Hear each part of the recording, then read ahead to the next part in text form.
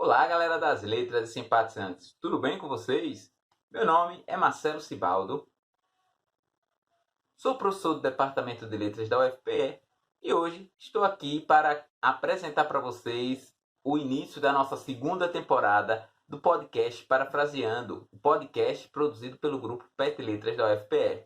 Nesse nosso primeiro episódio, vamos ter como convidado o grande linguista José Luiz Fiorin, né, professor aposentado da USP, que vai nos brindar hoje com uma grande conversa sobre texto. Você sabe o que é o texto, como é que ele se compõe, quais são as implicações de texto e gramática para você fazer um texto? Então espera já que o professor José Luiz Fiorin vai trazer para a gente essa grande conversa, né? A gente agradece, claro, o Fiorin pelo aceite do convite e a gente também agradece aos nossos petianos que vão conduzir o nosso bate-papo. Os petianos Gabriel e Aline. Claro, a gente também agradece aos intérpretes de Libras que vão deixar toda essa discussão muito mais acessível. Daphnis, Wesley e Everton. Então é isso, pessoal. Só para a gente não se esquecer, né? Dê uma olhadinha na descrição do vídeo, tem muito material extra para vocês. Tem o nosso formulário para vocês preencherem, dar aquele feedback para a gente, que vai ser muito legal para a gente continuar fazendo esse projeto para vocês. Além disso, eu gostaria de, também para não perder o costume, que vocês dessem uma clicadinha aqui no gostei, que vocês compartilhassem, que vocês se inscrevessem no canal. Isso vai ajudar bastante ao PET Letras a continuar produzindo esse material. É isso, pessoal. Até a próxima.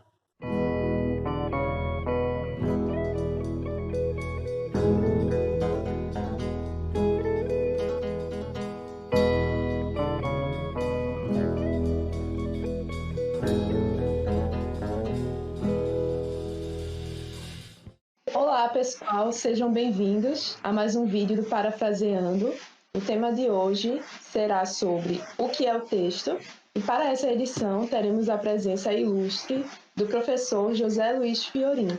Eu sou a Aline, estudante de Letras Português da UFPE, do 4º período, e junto a Gabriel nós guiaremos a discussão de hoje, traremos perguntas ao professor, perguntas que queremos ser do interesse geral, de toda a comunidade que nos assiste. E desde já queremos também aproveitar essa oportunidade, que não temos sempre, para agradecer ao professor Fiorin, que nos recebeu tão prontamente e aceitou o nosso convite. Em nome de todo o PET, queremos agradecer e pedir que o senhor fique à vontade, professor, e também se sinta muito bem-vindo e acolhido ao nosso vídeo de hoje. Bem, pessoal, eu sou Gabriel, aluno de Letras Espanhol da Universidade Federal de Pernambuco, do 8º período. Bem, o professor Fiorin dispensa apresentações, mas é doutor em Linguística pela Universidade de São Paulo, atuou como livre-docente em Teoria e Análise do Texto da própria USP. Hoje é professor aposentado no Departamento de Linguística da Faculdade de Filosofia, Letras e Ciências Humanas da USP, conta com mais de 70 artigos publicados e 16 livros, dentre eles As Astúcias da Iniciação, As Categorias da Pessoa, Espaço e Tempo, Argumentação em 2015, entre muitos outros que formam a base para muitos estudantes de letras e para a área de letras como um todo. Bem, professor, eu pessoalmente, em nome do Grupo PET Letras, queria agradecer imensamente a sua participação, a sua disponibilidade, a sua simpatia pela participação no nosso projeto de hoje.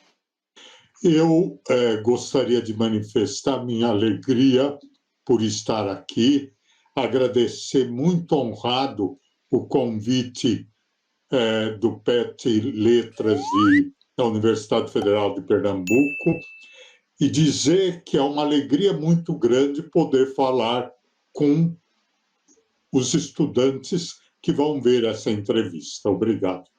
Nada, a gente que fica feliz em lhe receber, professor. Então, para iniciarmos essa discussão, a gente queria saber, do senhor, pensando na sua longa experiência com texto, como o senhor conceitua, a própria palavra texto. Sabemos que, a depender das perspectivas, o conceito pode sofrer variações, ao longo estudo a respeito do tema, mas queremos ouvir do senhor, em simples palavras mesmo, para a comunidade geral, o que é o texto. Você tem razão quando diz que texto é uma palavra muito difícil de definir, E é uma palavra extremamente empregada. Por exemplo, na escola, nós dizemos: eu preciso escrever um texto, eu estou atrasado com o texto que eu deveria ter escrito, o texto da Constituição é muito longo, este texto é interessante, e assim por diante. Para definir o texto, talvez fosse interessante pensar em quais são as propriedades que um texto deve ter. Eu diria que, em primeiro lugar, o texto deve ter uma coerência de sentido. Isso significa que uma parte do texto é dado pelo todo o sentido de uma parte do texto é dado pela totalidade do texto. Assim, por exemplo, eu pego um texto, uma tirinha, As Cobras do Veríssimo, e no começo do governo FHC apareceu uma tirinha que dizia o seguinte: que nota que você daria para o governo FHC depois de um mês? E a cobra responde 10. Ora, se você só ler esse quadrinho, você pensa que a posição da tira é favorável ao governo FHC. Mas aí você lê o segundo quadrinho e ela diz quilômetros por hora, 10 quilômetros por hora. O que significa que o ponto de vista sobre o governo FHC é, na verdade, desfavorável. O que parecia favorável, quando você lê a totalidade do texto, ele se revela desfavorável. Isso significa que o texto é um todo organizado de sentido. Organizado por quê? Porque o texto tem que ter coerência e o texto tem que ligar as partes entre si de maneira adequada, o que significa que o texto deve ter coesão. Dos fatores de textualidade, esses me parecem os dois mais importantes. A segunda característica do texto é que o texto é delimitado por dois brancos. Branco significa o seguinte: o momento em que eu começo a falar, antes da minha fala, eu tenho o que eu poderia chamar de branco. E quando eu termino de falar, eu tenho outro branco. Branco que eu estou dizendo, eu estou me referindo ao texto metaforicamente, aos textos em geral. Porque quando eu digo dois brancos, eu parto do texto escrito.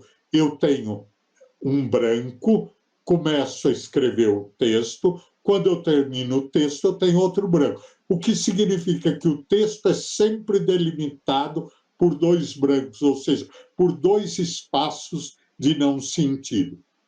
Em terceiro lugar, todo o texto é histórico, significa que ele é produzido por um enunciador num dado tempo e num dado lugar. E, portanto, ele dialoga com outros textos. Por exemplo, hoje, se eu dissesse a vocês assim: afirmar que a Terra é redonda é um ato político. Isso, eu não poderia afirmar isso no começo do século XX, porque no começo do século XX existiam terraplanistas, mas os terraplanistas não tinham a visibilidade que eles adquiriram hoje.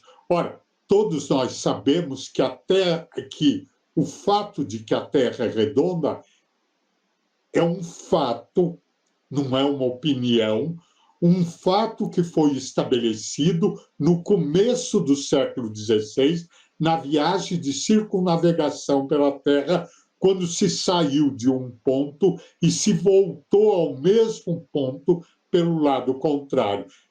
Hoje, quando eu digo afirmar que a Terra é redonda é um ato político, todo mundo entende imediatamente. Por quê? Porque meu texto está dialogando, está em oposição com os terraplanistas. Então, eu diria que um texto é um todo organizado de sentido E, ao mesmo tempo, esse todo organizado de sentido é um fato histórico, porque ele se estabelece em diálogo com outros textos, como dizia Bakhtin. Não sei se ficou claro. Ficou sim, professor, ficou sim. Acho que fica até como uma introdução para a próxima pergunta, que a gente queria saber se você considera todo texto, se todo texto tem uma função argumentativa. Sendo positiva essa sua resposta, a gente queria saber se todo texto, seja ele oral ou escrito, não seria o que dita os acontecimentos do mundo, se dita o que acontece no mundo hoje em dia, ou sempre, na verdade. Bom, eu diria que todo texto é argumentativo, porque nós podíamos pensar no que é, de fato, argumentação. A palavra argumentação vem da raiz argo, do indo-europeu, que significa brilhar, cintilar. O que significa é a mesma raiz que está na origem da palavra argentum, em latim, que é prata. Prata é o metal brilhante, cintilante, que está nas palavras argenteo, em português, que é relativa à prata. Bom, é a mesma raiz. Portanto, nós poderíamos dizer que, metaforicamente, argumento é aquilo que faz brilhar, aquilo que faz cintilar uma ideia. Todas as vezes que eu argumento, na verdade, todas as vezes que eu faço um texto, eu quero que os outros aceitem aquilo que eu estou dizendo, ou achem engraçado aquilo que eu estou dizendo, mas nunca me depreciem por aquilo que eu estou dizendo. Portanto, nesse sentido, todos os textos têm uma função argumentativa, porque eles se destinam a ser aceitos pelos enunciatários, aqueles a quem nós nos dirigimos quando fazemos um texto. Bom, isso significa, então, que todos os textos são argumentativos. Agora, alguns textos se apresentam como explicitamente argumentativos e outros textos são implicitamente argumentativos. Os que se apresentam explicitamente argumentativos são textos como o editorial de um jornal, uma tese acadêmica em que eu elenco argumentos com vistas à demonstração de uma tese, e assim sucessivamente. Esses textos são explicitamente argumentativos. Agora, outros textos, por exemplo, como um romance, são implicitamente argumentativos. O autor quer que eu aceite a visão de mundo que ele está traçando diante de mim. Mas se ele não faz isso argumentando explicitamente, a argumentação, eu diria que é mais implícita. E depois havia uma segunda parte na sua pergunta, que era, Gabriel... Já que ele é todo texto argumentativo, como o senhor explicou, não seria isso que dita todos os acontecimentos do mundo? É interessante, sabe que uma vez eu li uma história das bibliotecas, e num ponto ele fazia uma citação que eu acho que é de Borges. Não é de Borges, acho que é de Mallarmé, que dizia que tudo que nós fazemos no mundo se destina a acabar num livro. E isso é muito bonito. A linguagem sempre fala daquilo que nós somos, dos nossos anseios, dos nossos objetivos, dos nossos sonhos, das nossas utopias. E, nesse ponto, a linguagem, mais do que o mundo, se fala em ler o mundo, não, mais do que ler o mundo, nós precisamos ler os textos, nós precisamos ler a linguagem, porque a linguagem fala de tudo que o homem fez ao longo da sua história. E a literatura é o elemento mais importante, porque a literatura é a súmula, é a condensação de todos os modos de ver, de agir, de sentir, de amar, etc. Todos os modos, a literatura, a linguagem é o ser humano. E, portanto, a linguagem diz tudo aquilo que nós somos capazes de fazer e tudo aquilo que nós fizemos ao longo da história. Linda, professor, sua resposta. E é verdade, tem um poema de Carlos Drummond de Andrade, se eu não me engano, que ele fala justamente que a matéria dele é o tempo presente, né? A vida presente. Isso, há um poema mesmo. Isso, acho lindo. Pensando, né, a gente citou Carlos Drummond de Andrade, falou sobre literatura, e dentro da literatura também tem essa discussão, que é o tema da próxima pergunta, sobre o que seria, né, ou o que regularia a consideração de um texto como clássico. Se isso é uniforme, ou se essa visão pode se alterar, né, ao longo do tempo. Nós queríamos saber um pouquinho disso também. Você sabe, Ítalo Calvino tem um texto que se chama Por que ler os clássicos? E ele diz que um clássico é um livro cuja interpretação nunca termina. Em cada época, o clássico nos diz alguma coisa. É claro que, numa época em que estão pondo em dúvida a existência dos cânones, sempre fica difícil falar num texto clássico, mas nós temos textos clássicos que foram textos que tiveram uma importância transcendental. Foram textos que definiram, que marcaram a interpretação de uma determinada época e que ainda hoje nos oferecem camadas de sentido que nós podemos ler. Então, eu diria, por exemplo, que um texto como Casa Grande e Senzala, por exemplo, do Gilberto Freire, é um texto clássico. Primeiro, porque num determinado momento em que a contribuição africana era menosprezada na cultura brasileira, porque nós não podemos nos esquecer que, desde o surgimento do Brasil como nação, quando se começa a construir a ideia de nacionalidade no Brasil, o Brasil sempre foi visto como uma mistura.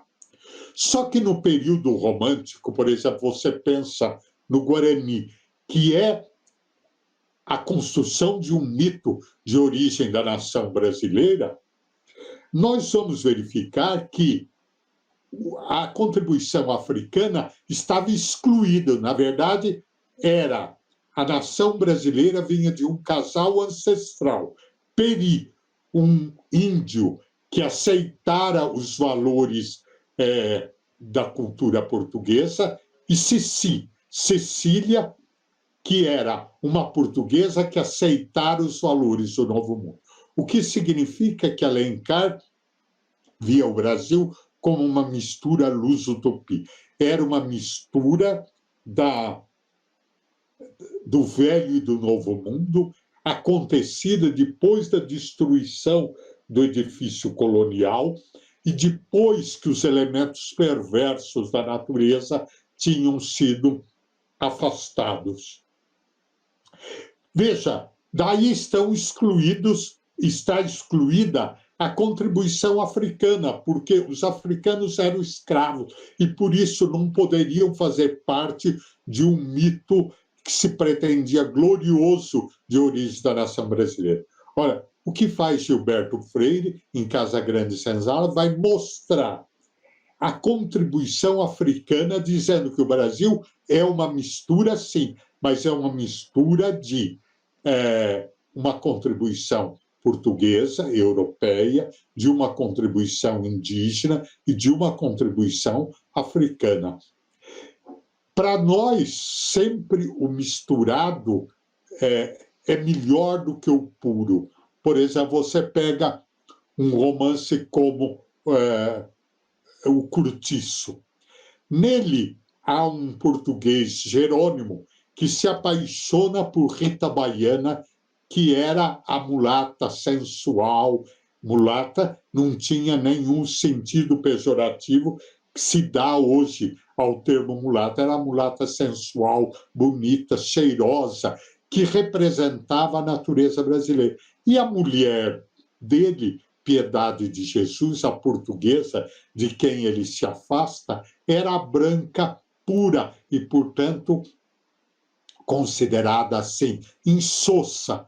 Então, veja, a contribuição dos autores do final do século XIX e início do século XX, que Gilberto Freire vai teorizar em Casa Grande Senzala, faz de Casa Grande Senzala um clássico, porque ele marca uma nova interpretação de uma época e até hoje nos oferece elementos de leitura. Eu li a primeira vez Casa Grande Senzala, eu era um menino, devia ter uns 20 anos, e, portanto, eu fiquei marcado pela interpretação que ele nos dá a respeito da importância da cultura africana na formação da cultura brasileira.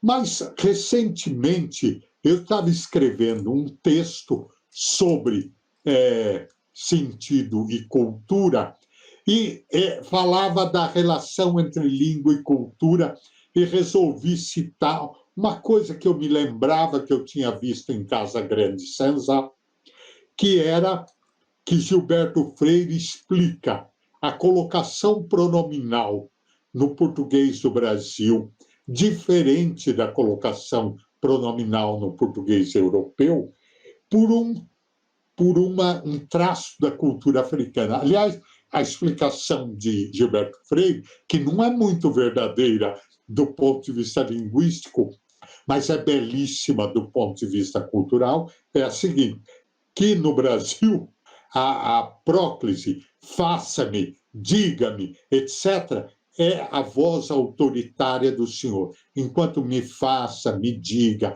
etc., é a voz dos grupos subalternos. E tem, então, o valor de um pedido. E que o português do Brasil aceita essas duas formas, porque o Brasil é misturado, o Brasil é mestiço, etc. Mas, ao mesmo tempo, aí eu resolvi reler de novo Casa Grande Senzala. E eu fiquei novamente encantado com Casa Grande Senzala, mas, ao mesmo tempo, vendo alguns problemas de escrita que hoje faria o Gilberto Freire talvez ser cancelado, porque ele diz algumas coisas que ninguém perdoaria, né?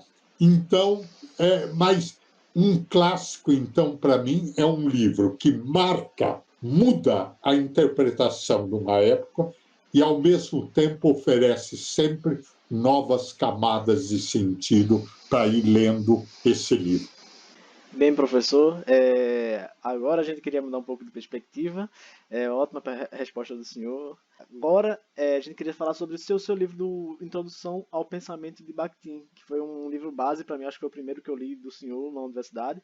E o senhor fala um pouco sobre relação de intertextualidade e dialogismo, tendo em vista qual seria a principal diferença entre esses dois conceitos, se um pressupõe o outro, porque acho que essa uma pergunta introdutória seria interessante também. Esse livro salvou a minha vida. Preciso dizer uma outra coisa. Eu diria que o texto é sempre a manifestação de um discurso.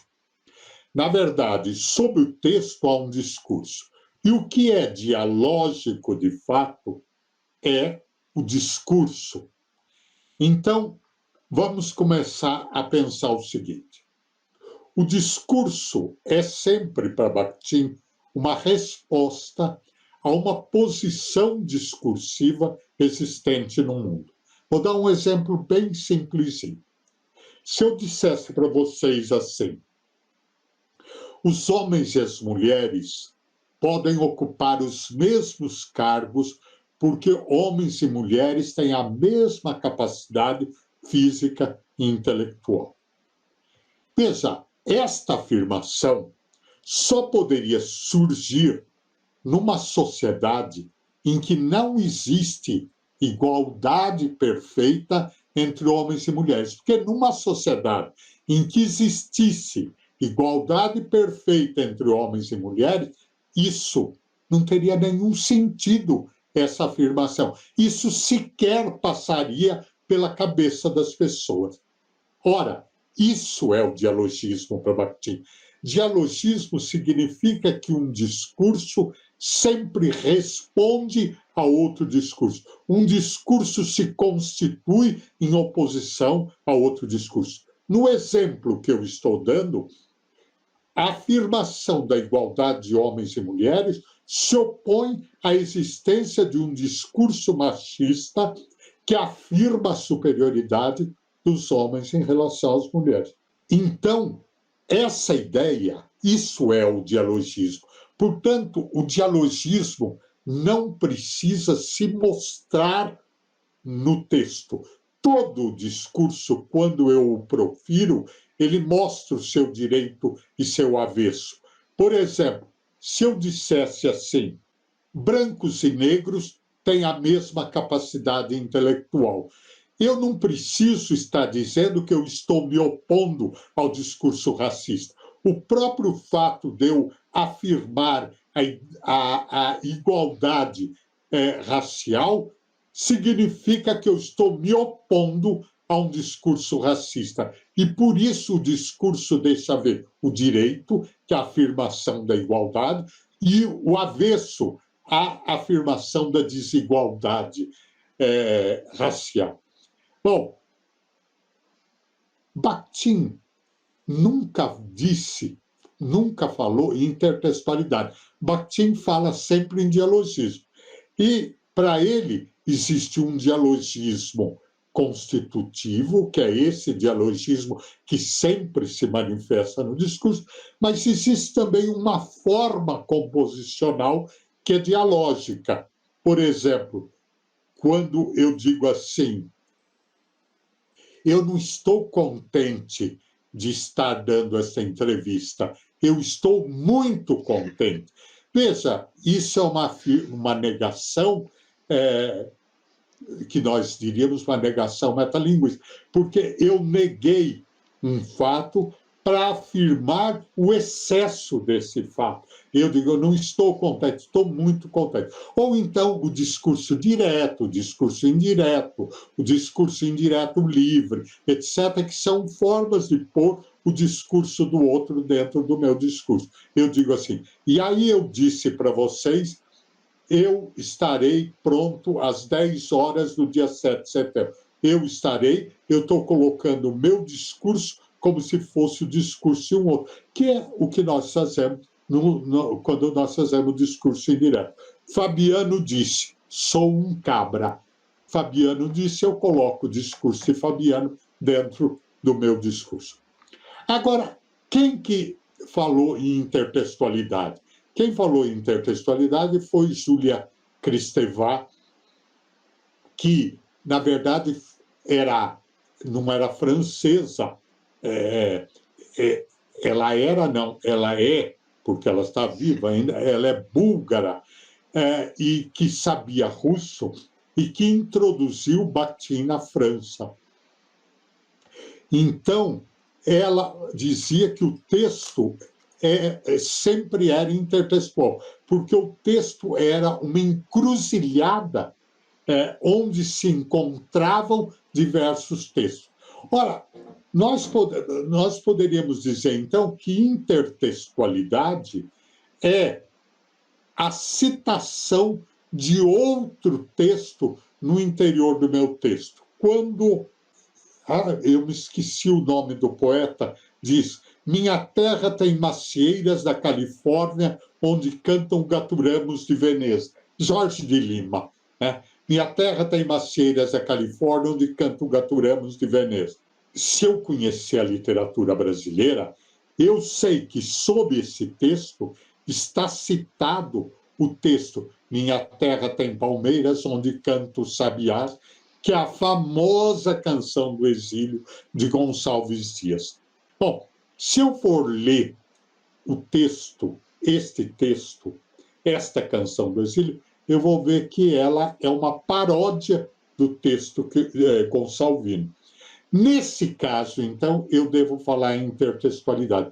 Intertextualidade é quando um texto, a materialidade de um texto, que é a manifestação de um discurso, está presente dentro de outro texto.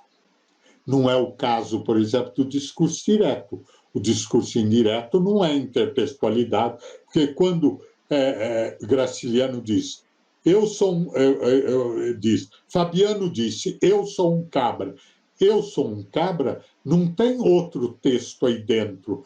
Mas se eu fizesse uma citação de Graciliano ocultamente, não entre aspas, o texto de Graciliano estaria presente dentro do meu, e aí seria uma intertextualidade. Então, eu diria que há duas formas de intertextualidade.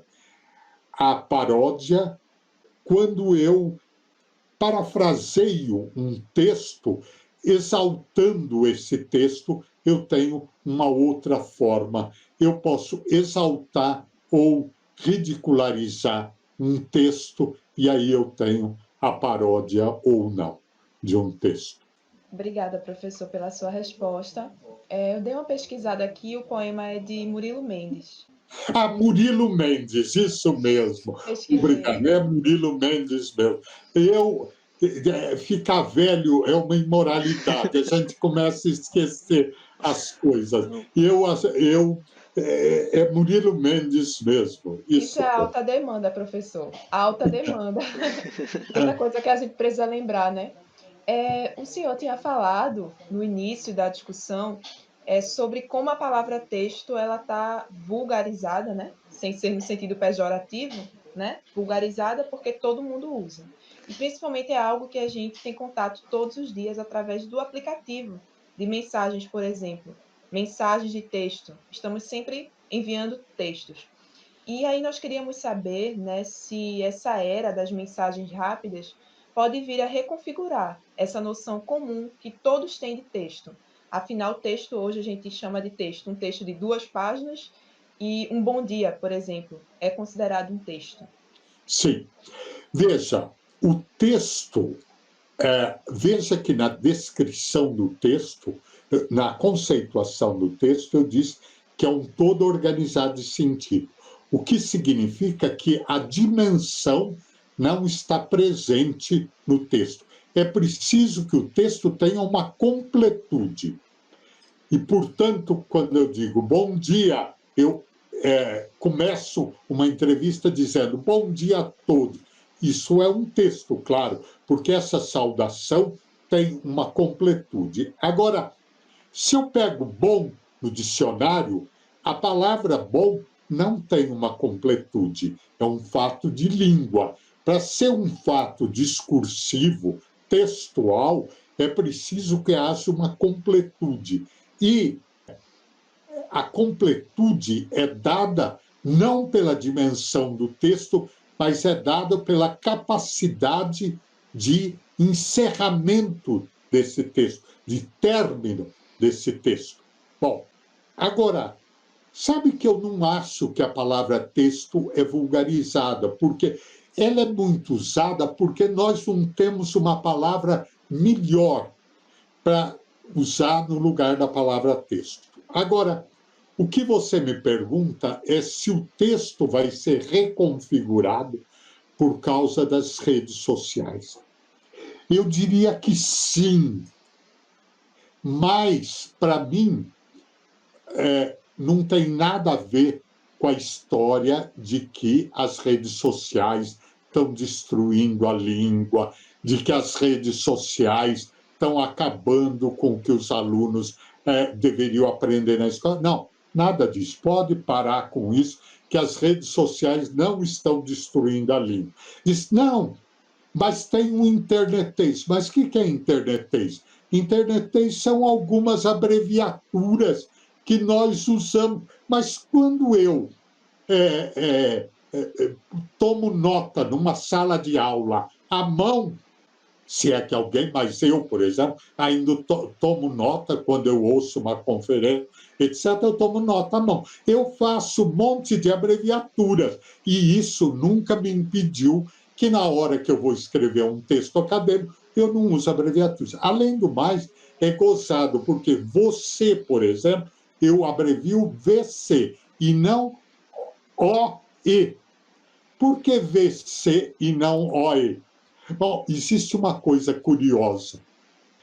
Vocês sabem que a escrita alfabética apareceu pela primeira vez nas línguas semíticas. E nas línguas semíticas existe um fenômeno que eu diria que é de uma imutabilidade da vogal que vai aparecer num determinado ponto da palavra, conforme a classe, etc. Tal. Isso significa que você não precisa escrever as vogais, basta que você escreva as consoantes. Isso acontece em árabe, em hebraico, etc. Bom, quando os gregos fizeram a escrita alfabética, em grego não existe essa previsibilidade da vogal que vai aparecer e, portanto, os gregos passaram a grafar também as vogais. Alfa, ômicron, ômega, eta, epsilon, iota, e então ri, y e assim por diante. Quer dizer, então, o fato da internet grafar você como VC é porque nós podemos entender melhor uma abreviatura quando eu grafo as consoantes do que as vogais. Veja, há um profundo sentimento de análise linguística nessas abreviaturas. Portanto, a internet não está acabando com a língua. Agora, qual vai ser a grande contribuição? Acho porque nós nunca tivemos textos que, conforme a teoria linguística, são chamados sincréticos ou multimodais, como nós temos hoje. Quer dizer, o que é um texto sincrético ou multimodal? É um texto que manifesta o sentido por meio de vários canais sensoriais, de várias linguagens que se manifestam diferentemente, por exemplo, a linguagem visual, a linguagem verbal, a linguagem gráfica e assim por diante. Quer dizer, nós nunca tivemos... claro que o texto sincrético ou multimodal não é novo. A ópera, por exemplo, sempre foi sincrética, multimodal. O cinema, a partir do cinema... mesmo no cinema mudo, porque aparecia às vezes um letreiro para ajudar a interpretação, então a linguagem gráfica aparecia. Mas quando o cinema passou a ser sonoro e usar a música, a linguagem verbal, etc., ele passou a ser multimodal. Mas as novas textualidades hoje são basicamente multimodais. E, portanto, veja, essa pandemia, então, fez aparecer tanta live que eu já ando cheio de live, de tanta live que eu vi durante o tempo que eu estou confinado em casa. Né? Verdade. Bem, professor, agora a gente queria saber até que ponto o contato com a composição de diversos gêneros de texto determina as nossas próprias práticas de produção. Qual a importância de construirmos bem a materialidade verbal em nossas ações da linguagem? Bom, eu acho que há duas questões diferentes nessa questão que você me propõe. A primeira é se a leitura ou se os textos, se os discursos têm alguma importância na minha constituição como ser humano, etc. Bom, para Bakhtin, dialógica não é só a linguagem, a consciência também é dialógica. Porque como se forma a minha consciência? Minha consciência é discursivo-textual. Minha consciência é semiótica. Minha consciência se forma de textos que eu fui incorporando ao longo da vida. Desde o momento que me disseram, não enfia o dedo na tomada de luz, todos esses textos foram formando minha consciência, e aí os textos que eu fui aprendendo na universidade, etc. Quer dizer, a minha consciência é um conglomerado de textos, e esses textos têm uma relação dialógica entre si.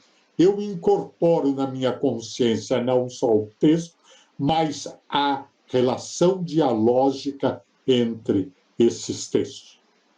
Para Bakhtin, eu podia incorporar esses discursos de duas maneiras diferentes. Eu podia incorporá-los como se fosse uma verdade absoluta, não sujeita a nenhuma dúvida, a nenhum questionamento, ou podia incorporá-lo como sendo uma verdade relativa, sujeita a dúvidas, a hibridizações, a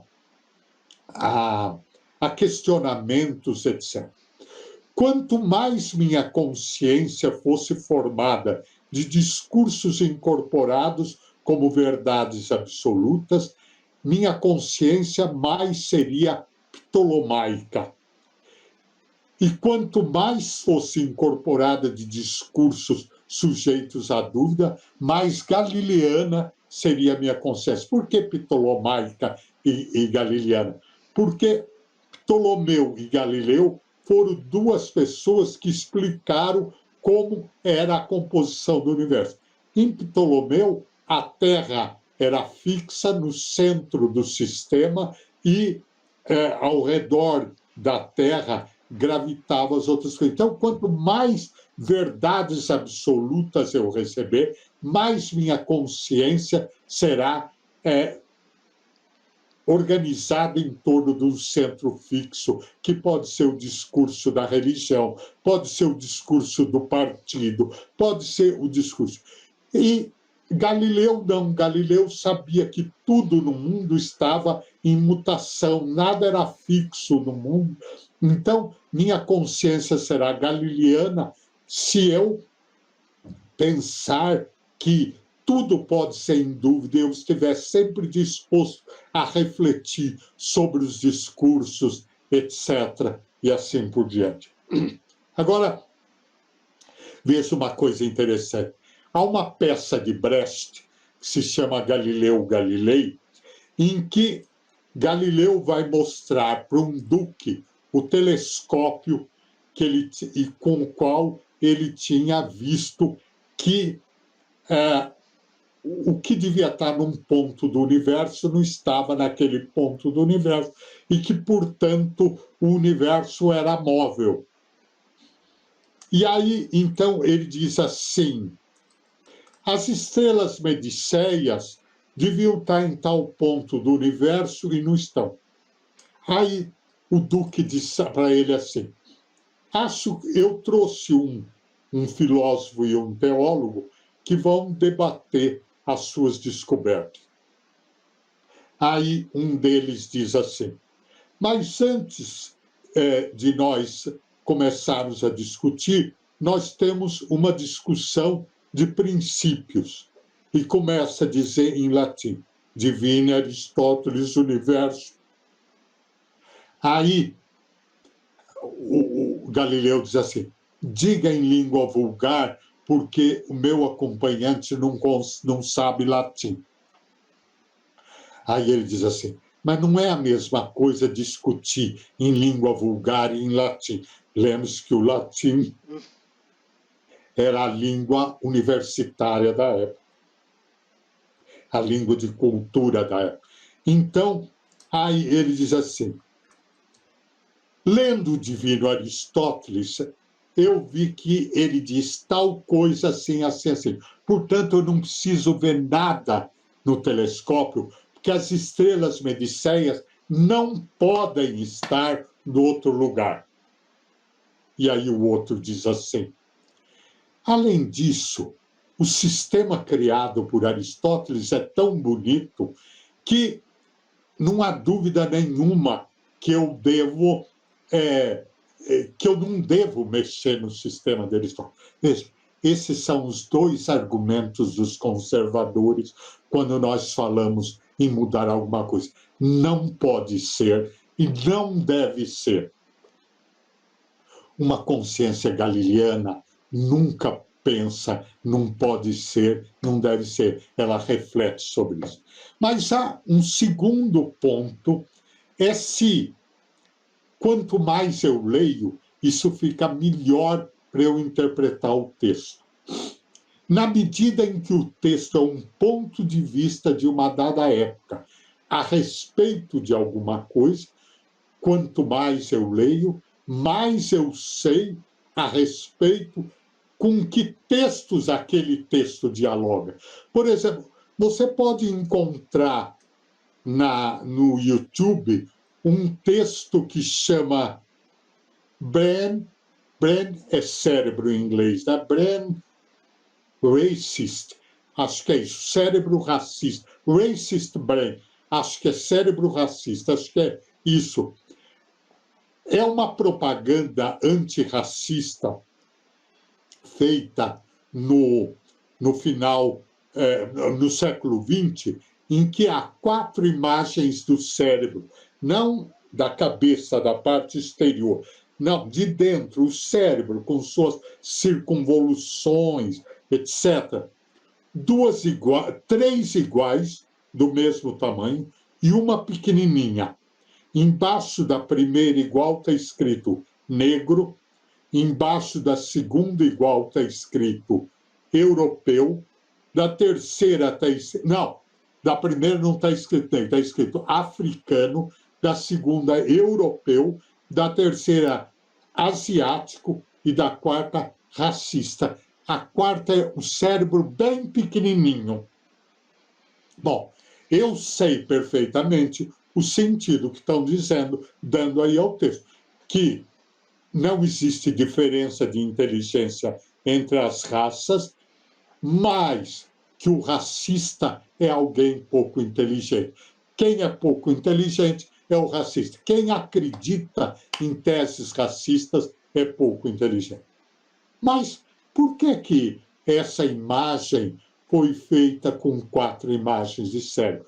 Porque no final do século XIX havia uma coisa que era chamado racismo científico, o que é um absurdo, porque se é racismo, não pode ser científico. Mas era, por exemplo, o Conde de Gobineau, que foi diplomata da França no Brasil, e que era amigo de Dom Pedro II, amigo do Conde de, marido da princesa Isabel, com quem ele passeava no Largo da Boa Vista, no Palácio da Boa Vista, falando sobre suas teses racistas, escreveu um livro que se chama Ensaio sobre a Desigualdade das Raças Humanas, no qual ele tentava, mentirosamente, é preciso que se diga, comprovar que os brancos eram mais inteligentes que os negros e que os amarelos, portanto, que os africanos e os asiáticos.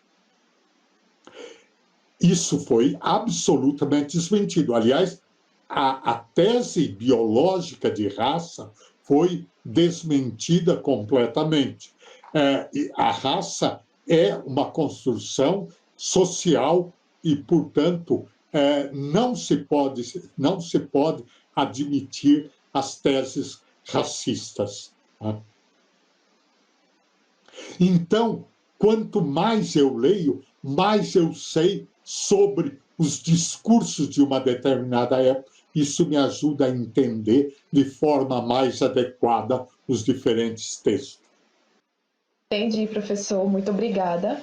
Muito obrigada pela sua resposta. Mais uma vez, muito produtiva, né, na nossa discussão. Para finalizarmos, como última pergunta, desculpe, professor, o som, nós gostaríamos de saber, né, como o senhor avalia o trabalho do leitor, dentro de uma concepção, né, que entende o sentido do texto como produto de uma interação entre autor, entre o texto e o leitor. Qual é o trabalho desse leitor, né, do ponto de vista da recepção, do público que recepciona um dado texto? É interessante. Humberto Eco, no livro Os Limites da Interpretação, diz que as teorias de leitura criadas ao longo da história, sejam as teorias científicas, sejam as não científicas, como, por exemplo, a hermenêutica bíblica, a cabala, etc., sempre trabalharam em torno de 3 concepções de leitura. A primeira é a leitura como a busca da intenção do autor, a leitura como a busca da intenção do autor, a leitura como a busca da intenção do leitor e a leitura como a busca da intenção da obra. Por exemplo, a hermenêutica bíblica trabalha com a ideia de que a leitura busca a intenção do autor. Eu vou ler o texto bíblico para saber o que Deus propôs para os seres humanos fazerem. Mas, na verdade, a leitura é gozada porque essa é a ideia mais difundida acerca de leitura. A leitura como a intenção do autor. E a leitura como a intenção do autor? Veja, eu analiso um texto e aí um aluno me perguntava na sala de aula, mas o autor pensou nisso? Uai, eu sei lá o que o autor pensou, eu estou, a partir dos elementos da obra, eu estou analisando a obra desse jeito.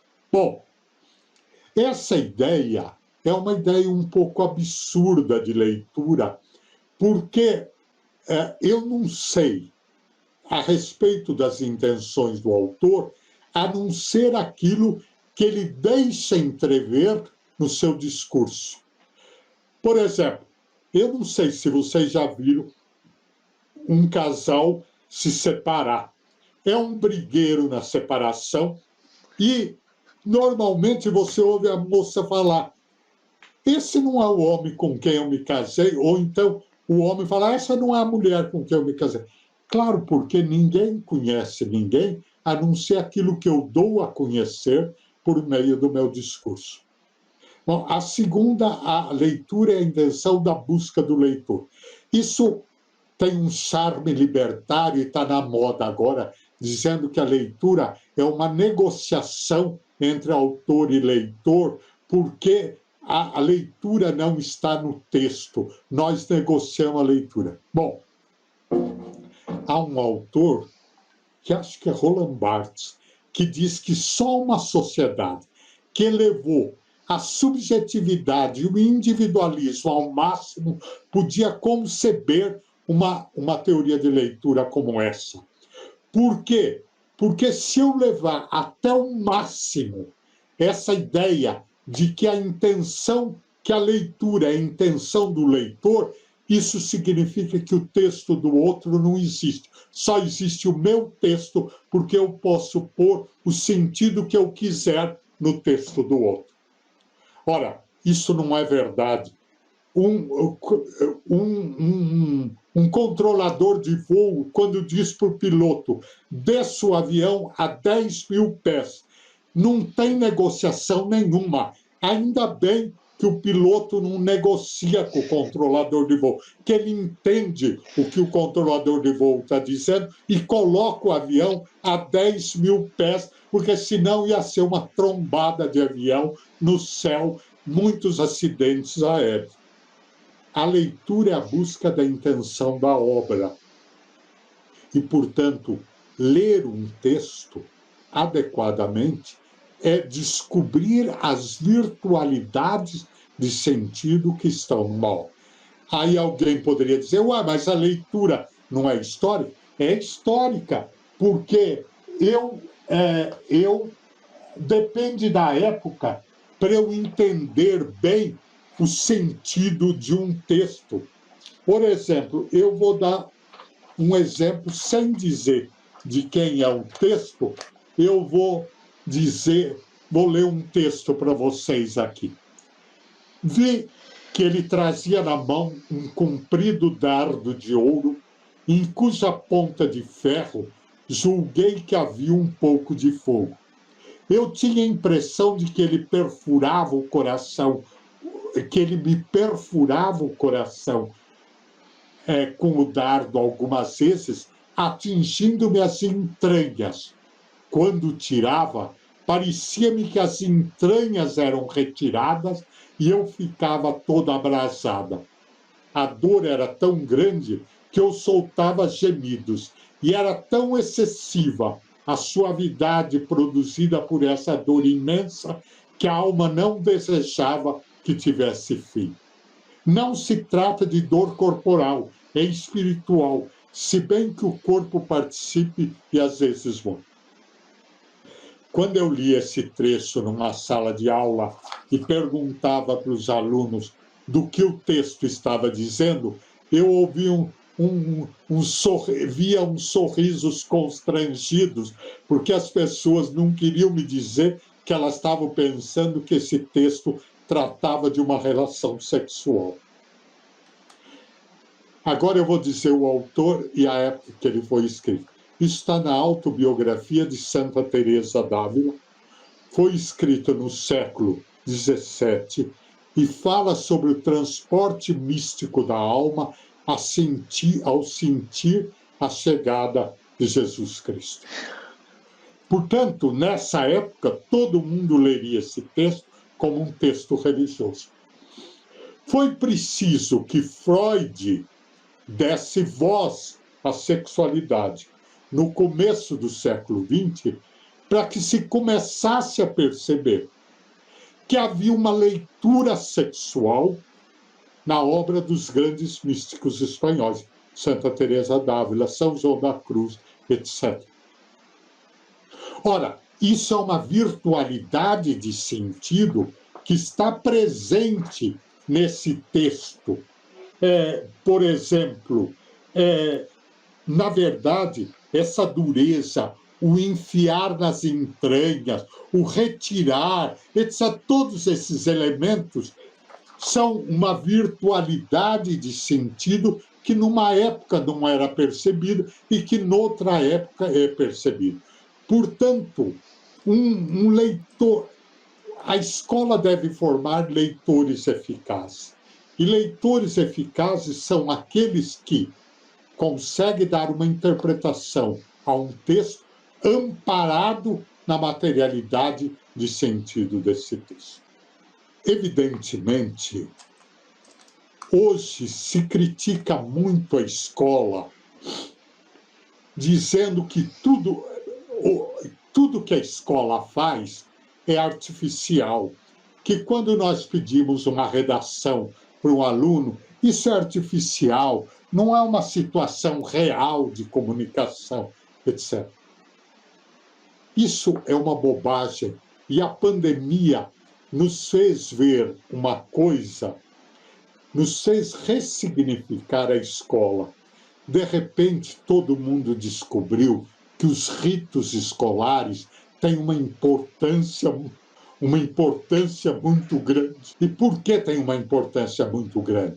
Porque o fato de eu ir para a escola, sentar na carteira, o professor entrar, eu ter os colegas com quem discutir, etc., tudo isso é extremamente importante. Quer dizer, o rito escolar é muito importante. E, portanto, o pedir uma redação faz parte do rito escolar, portanto, não deve merecer o desprezo que nós temos. Isso nos prepara para a real situação de comunicação. A escola recria as reais situações do mundo para eu aprender a viver nas reais situações do mundo. Por isso, a escola forma um produtor de texto eficiente, um leitor autônomo. Professor, que rica a discussão que o senhor produziu. Eu acho que a vontade de nós é continuar discutindo até o momento que for, mas o nosso tempo vai chegando ao fim. Né? Acredito que você tem... Uma outra pergunta pode fazer. Na verdade, eu acho que a gente poderia... a gente queria saber, antes de terminar, antes de finalizar, até porque nós temos o tempo para poder publicar também. Também, se o senhor gostaria de algum assunto específico de querer tratar, e querendo saber ao que o senhor está se dispondo agora na aposentadoria, está se dedicando a fazer, a pesquisar, a realizar. Se existe alguma coisa que o senhor gostaria de mencionar para nós. Dá algum spoiler do que vem por Você aí? sabe que meus 70 anos já passaram há muito tempo. Eu estou indo para os 80 anos, né? Então, eu resolvi que, com a aposentadoria, algumas coisas eu não faria mais. Por exemplo, uma delas seria acompanhar vestibulares, Enem, essas coisas não acompanho mais. Não dou mais parecer para publicar artigo de ninguém, porque já tem muito parecer da vida, etc. E mesmo eu não tenho mais muita vontade de escrever, mas eu tenho vontade muito de ler. E aí, à medida que eu vou lendo, vão aparecendo uns certos interesses, e aí eu vou escrevendo um texto ou outro. Eu não quero que ninguém mais me peça para escrever texto, nada. Agora eu quero ler, e à medida que eu vou lendo, vão me aparecendo uns interesses. Por exemplo, o último texto, o texto que eu estou escrevendo, estou quase terminando, é um texto sobre as relações entre a cultura e o sentido das linguagens. Chama Semiótica e Cultura. Então, eu estou estudando a relação entre língua e cultura, como determinadas categorias culturais. O exemplo que eu dei ao falar sobre a colocação pronominal no texto Casa Grande e Senzala de Gilberto Freire, mostra que a cultura propõe determinadas categorias para a linguagem. E outro exemplo que eu podia dar era o sentido dos adjetivos em português. Certos adjetivos no feminino têm sempre valor pejorativo, e no masculino, sempre valor melhorativo. Um homem público é um homem que ocupa uma função pública. Uma mulher pública é uma prostituta. Um homem honesto é um homem que tem caráter. Uma mulher honesta é aquela que tem tem uma vida sexual de acordo com os padrões da sociedade. E assim por diante. Quer dizer, porque só numa sociedade machista poderia haver esses valores diferentes. E o dicionário tem que manifestar esses valores. Eu me lembro que um dia disseram que o dicionário Wise era preconceituoso porque dizia que cigano tinha o sentido de tratante, ladrão, etc. Mas hoje eu não posso usar mais cigano nesse sentido, mas o dicionário tem que pôr todos os sentidos que na língua. Um dicionário não é preconceituoso por manifestar os sentidos que as palavras tiveram na língua. Agora, um discurso é preconceituoso ou não, segundo os dicionários podem ser. Mas existe um outro lado também, que é o lado do que a língua cria certas categorias da cultura interessantes. Quando Willem von Stock estava traduzindo um texto do Antero de Quental, que se chama Mors Amor. Mors Amor, para aluno de letras, não precisaria traduzir, porque todo mundo saberia o seu latim direitinho, mas, em todo caso, é morte e amor. Nesse texto do Antero de Quental, a morte é um cavalo fogoso, um corcel fogoso, e o amor é um cavaleiro e tal, muito bonito, bem vestido, etc. Tal. E ocorre que ele joga com masculino e feminino para essas duas coisas. Então, acontece que em alemão, o gênero dessas palavras é completamente diferente do português, é o inverso do português, de Liebe e der Tod.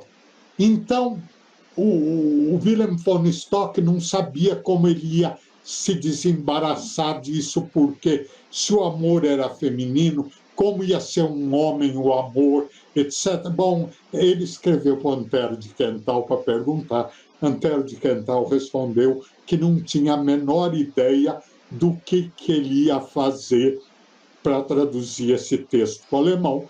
Mas o Antero disse uma coisa interessante. Veja que coisa curiosa.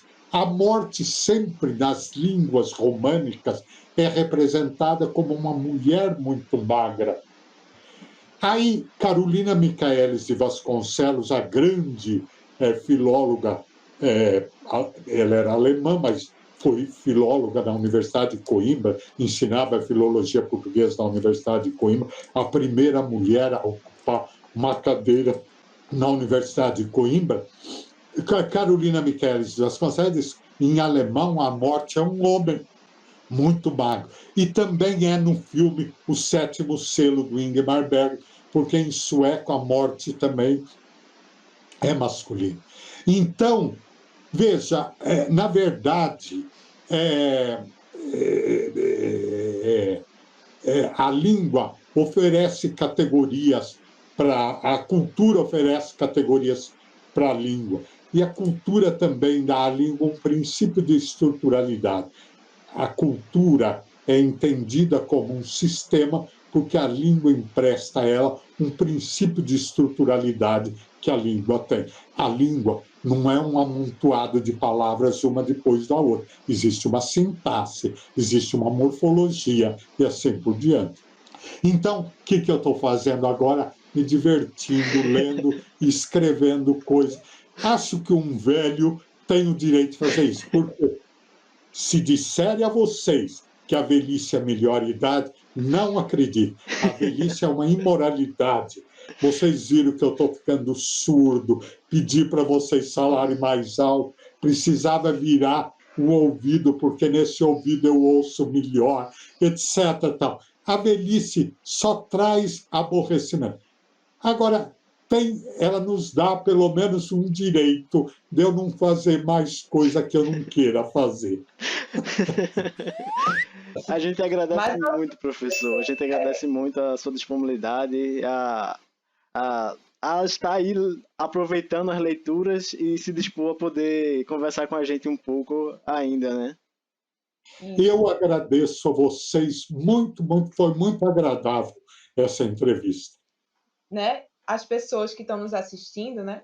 Que irão nos assistir, que estão chegando agora, que possam seguir, né? Continuar seguindo, como a gente já falou com o senhor, o nosso canal é o Parafraseando, tem outros vídeos, né, com outros nomes dentro da área de letras, e cremos que vai ser uma grande contribuição para a gente não ficar parado, né? A gente está na quarentena, mas a gente precisa se atualizar o máximo possível. Eu gostaria de agradecer ao Grupo PET Letras por ter me dado a oportunidade de estar conversando com o José Luiz Fiorin, porque eu acho que como estudante de letras em formação, isso vai auxiliar a minha formação e de quem eu puder formar um dia, quando estiver formado. Eu acho que isso é sensacional, é muito bom. Estou muito grato. Obrigado, professor, pela sua participação no Parafraseando.